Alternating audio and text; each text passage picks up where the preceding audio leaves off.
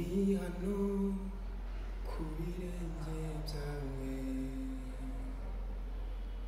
nyotewe shaka kukumva, umbwira kandi unganiriza. Nkunda cyane bino bihe byanjye nawe, nkunda cyane uyu mwanya, uri amahoro yanjye, ubutunzi